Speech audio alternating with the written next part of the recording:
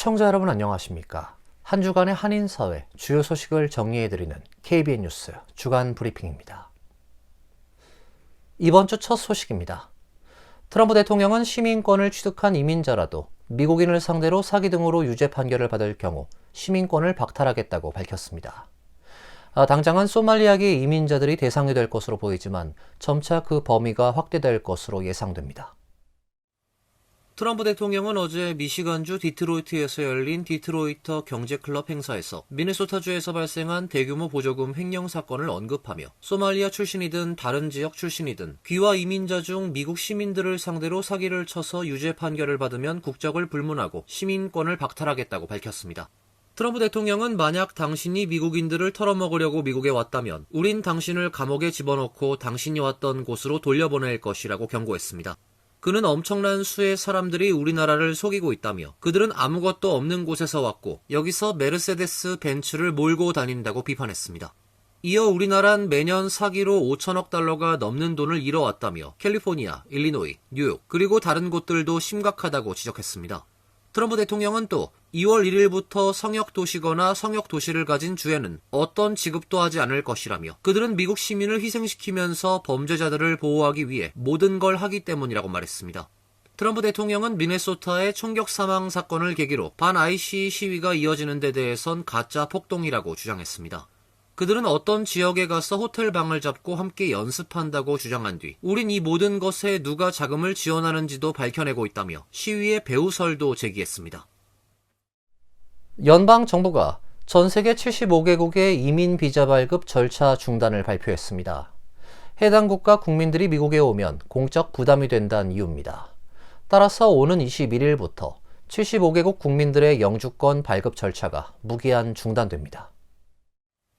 국무부는 어제 미국 국민의 복지 혜택을 용납할 수 없는 수준으로 받아가는 이민자들이 속한 75개국에 대해 이민 비자 발급 절차를 중단한다고 밝혔습니다. 이번 중단 조치는 신규 이민자들이 미국민의 부를 빼내가지 않도록 확실히 할 수 있을 때까지 유지될 것이라고 덧붙였습니다. 이번 조치는 21일부터 시행되며 다만 관광비자나 단기 취업비자 발급에는 영향이 없습니다. 국무부는 소말리아, 이란, IT 등이 포함될 것이라고 설명하면서도 전체 대상 국가를 공개하진 않았습니다. 월스트리트저널은 러시아와 태국, 모로코, 브라질 등이 이번 조치 대상에 포함됐다고 전한 후 사전 통보를 받지 못한 워싱턴 주재 외국 대사관들은 자국이 포함되는지 확인하느라 분주했다고 전했습니다. 국무부는 모든 비자 신청이 미국의 공적 부담이 될 수 있는지 평가하란 지침도 내렸습니다. 이민자들이 미국에서 복지나 공공지원에 의존하게 될 가능성을 평가하란 취지입니다. 토미 피곶 국무부 수석 부대변인은 트럼프 행정부는 미국 국민의 자원을 뺏으려는 이들에 의한 이민제도 남용을 끝내고 있다며 외국 국민의 복지와 공공혜택 수혜를 막기 위해 75개국에 대한 이민 비자 발급은 국무부가 이민 절차를 재검토하는 동안 중단될 것이라고 밝혔습니다. 정부는 최근 이민자들의 입국 단속을 강화하기 위해 이미 이란과 아프가니스탄, 시리아, 소말리아 등 39개국 국민에 대해서는 전면적 또는 부분적 여행 제한 조치를 내린 바 있습니다. 연방 정부가 소말리아 출신 이민자들에게 부여했던 추방 방지를 위한 TPS 지위를 박탈하고 제도를 종결하겠다고 발표했습니다. 수백 명의 이민자가 당장 불체 신분이 되면서 미국을 떠나야 할 것으로 보입니다. DHS는 어제 소말리아 이민자들에 대한 임시 특별보호 신분 지위를 종료할 것이라고 재확인했습니다. DHS는 해당 소말리아인들은 3월 17일에 TPS 만료 시한 이전에 미국을 떠나라고 발표했습니다. 3월 17일은 바이든 전 대통령이 TPS 만료 시한을 마지막으로 연장해 놓은 날짜입니다. 크리스틴 홈 국토안보부 장관은 임시 보호의 의미는 임시일 뿐이라며 이번 결정도 미국 우선주의에 따라 내려진 것이라고 말했습니다. 지난해 봄 의회 조사국이 발표한 바에 따르면 미국 전체의 TPS 혜택 이민자 수 130만 명 가운데 소말리아계 수혜자는 705명입니다. 놈 장관은 소말리아의 상황은 예전과 달리 많이 호전됐기 때문에 이젠 그 나라 이민들에게 TPS 보호를 제공한 법적 근거가 사라졌다고 주장하고 있습니다. 하지만 미국 내 무슬림에 대한 불공평 처우에 반대하기 위한 미 이슬람 관계위원회는 최근에 소말리아 이민 추방은 오랜 전쟁으로 완전 초토화된 불안정한 국가로 강제 추방하는 것이라며 항의하고 있습니다. 위원회는 미국 정부의 이번 결정은 소말리아의 변화한 상황을 제대로 반영하지 못한 것이라고 반발했습니다. 아프리카 소말리아는 세계 최빈국 중 하나입니다. 난민들은 수십 년 동안 만성적인 내전과 가뭄, 홍수 등 수많은 자연재해를 겪으면서 테러와 학살을 피해 국외로 빠져나왔습니다. 연방의회가 TPS를 제정한 것은 1990년입니다.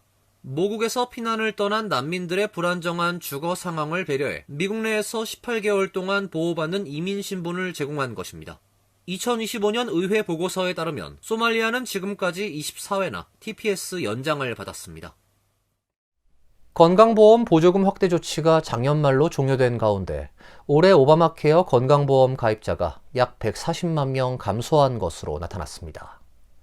자동 갱신으로 인한 가입자들의 추가 해지도 예상돼 무보험자 수는 더 늘어날 것으로 예상됩니다. 연방정부가 13일 발표한 자료에 따르면 지난 3일 기준 오바마 케어 건강보험 가입자는 2,280만 명으로 전년보다 6%가량 감소했습니다. 가입자 감소 원인은 오바마 케어 보조금 지급 확대 조치가 지난해 말로 종료되면서 올해부터 연소득이 연방 빈곤선의 400%를 초과하는 가입자의 경우 보조금 수혜 대상에서 제외되는 등 정책 변화가 발생한 것이 주요 원인으로 지목되고 있습니다. 오바마 케어는 처음 시행 당시 가입자 대상 정부 보조금 혜택은 연소득이 빈곤선의 400% 이하인 가입자로 제한됐지만 지난 2021년 코로나19 사태로 구제 계획에 따라 2025년까지 연방 빈곤선 400% 이상 개인이나 가족에게 보조금을 지급하는 확대 조치가 한시적으로 이루어졌습니다. 이 확대 조치가 지난 연말 종료된 것입니다. 전문가들은 앞으로 오바마 케어 가입자 중 보험이 자동 갱신된 가입자들의 해지가 더 늘어날 수 있다는 예상입니다. 보험료가 크게 늘어난 청구를 받게 되면 보험을 해지할 가능성이 높아질 것이란 분석입니다. 의회 예산국은 올해 200만 명이 추가로 무보험자가 될 것으로 추산하고 있습니다. 연방의회에선 가입자의 재정 부담 완화를 위해 오바마 케어에 대한 논의를 계속하고 있으며 트럼프 대통령도 곧 보험료 부담 완화를 위한 대책을 발표하겠다고 밝히고 있습니다.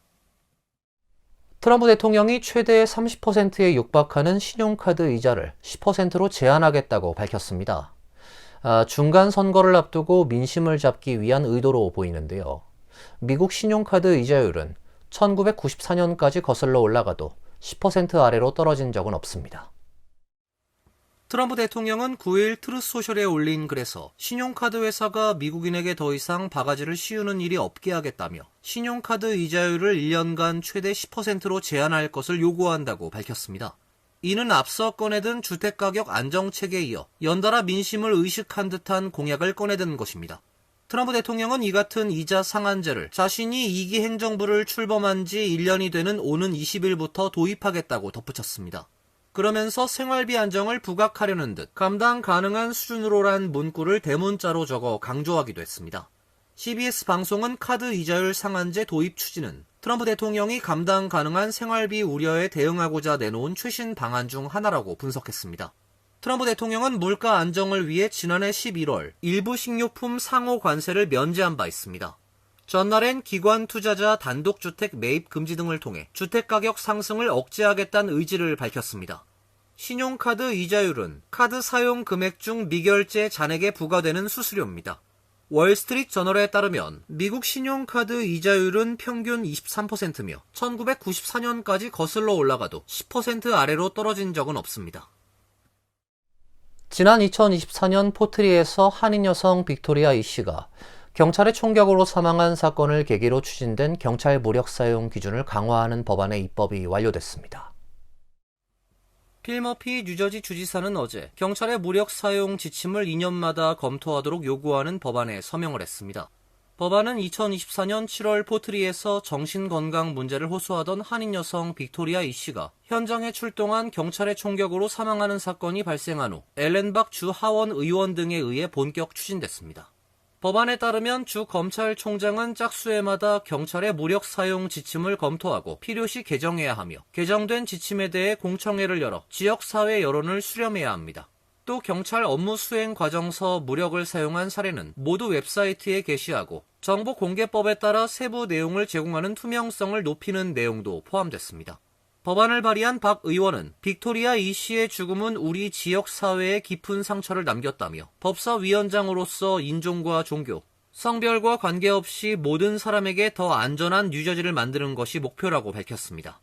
필머피 뉴저지 주지사는 박 의원이 대표 발의한 총기 밀매 및 불법 총기 유통 처벌 강화 법안 6.25 한국전쟁 정전협정 71주년 기념 결의안도 서명했습니다. 뉴저지주 어포더블 하우징 방식이 내년부터 주 정부 통합 시스템으로 일원화됩니다. 그간 민간업체와 각 지방정부가 각각 운영해온 대기자 명단과 공고 방식을 전면 개편하면서 신청을 용이하게 만들겠다는 취지입니다. 필머피 뉴저지 주지사는 저소득층과 노인, 재향 군인 등을 위한 어포더블 하우징 정보를 하나로 통합하는 법안에 서명을 했습니다. 법안은 각 타운 정부가 관할 지역 내 모든 저소득층, 노인, 재향군인 아파트 정보를 3개월마다 주 정부 커뮤니티 어페어국에 보고하도록 의무화하고 주 정부는 해당 정보들을 한데 모아 주민들이 확인할 수 있도록 하는 온라인 통합 시스템을 구축하도록 하고 있습니다. 그동안 뉴저지에선 저소득층 및 노인 등을 위한 아파트 정보 확인이 어렵다는 지적이 잇따랐습니다. 아파트 시설을 관리하는 민간업체 또는 각 지방 정부가 별도로 아파트 대기자 공고를 내고 신청 접수를 받는 시스템으로 운영되면서 정보 접근이 크게 떨어져 수혜 자격이 있어도 언제 어느 지역의 아파트에서 대기자 접수를 받는지 몰라 신청을 못하는 불필요한 장벽이 존재한다는 것입니다.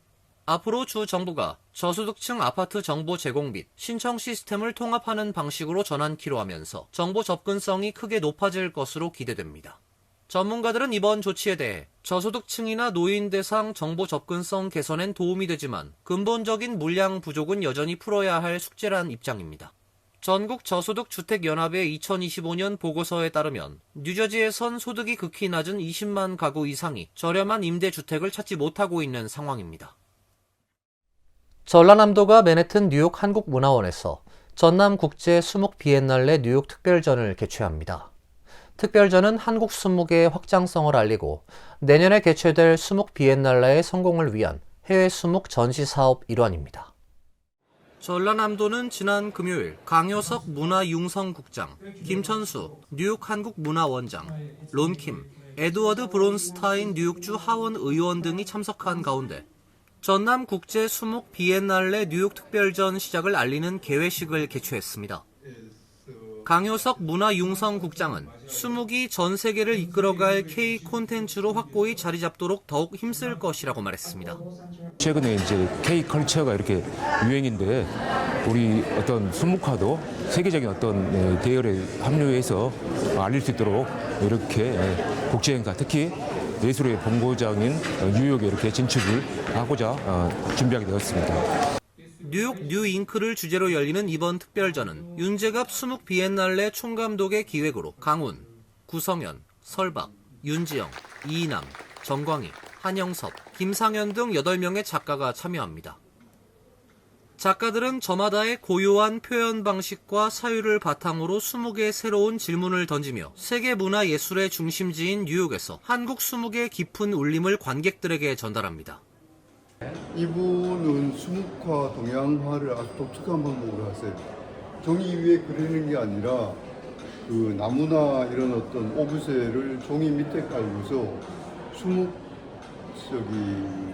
덩어리로 이걸 문질러서 내는 어떤 그런 작업이에요. 그러니까 이제 그리는 게 아니라 크로타주로 작업을 하시는 거예요. 한국 수목은 수천 년의 역사적 기반 위에서 지금도 가장 현대적인 가능성을 지니고 있다는 평가입니다.